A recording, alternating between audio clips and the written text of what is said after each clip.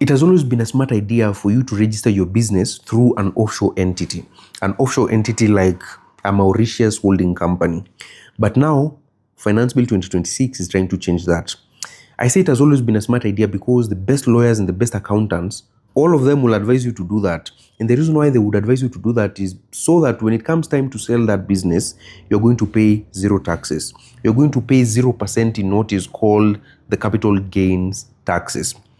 I even imagine that is what the owners of Naivas were told when they sold the offshore holding company of Naivas in 2020.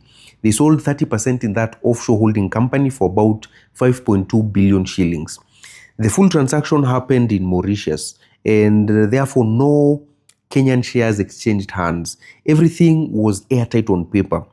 But KRA started following that paper trail and ended up slapping them with a tax bill of 1.8 billion shillings. Why did they do that? It was just because of one simple question. Where were the management decisions of this offshore company being made? And it turns out the answer was in Nairobi. So even when Naivas went to court to try and appeal that, the court sided with KRA that Naivas needs to pay a tax bill of 1.8 billion shillings.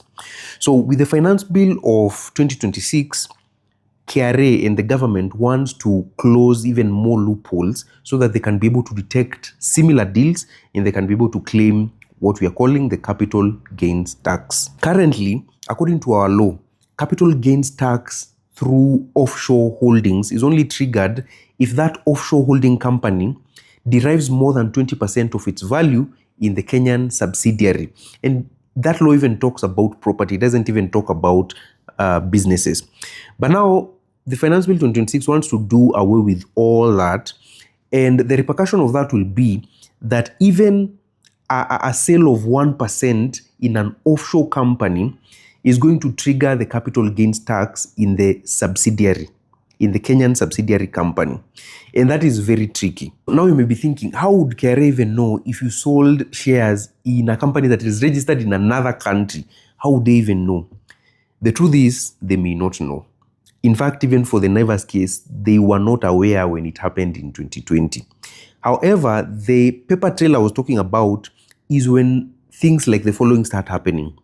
CR12 update. You start updating your CR12, or your bank account suddenly has new directors, the bank account of your company, or you start paying dividends to a new parent company. KRA is now going to join the dots. And when they do, they're going to come for you. So what they're trying to do is they're trying to close every gap, every loophole. But just between you and me, even this current law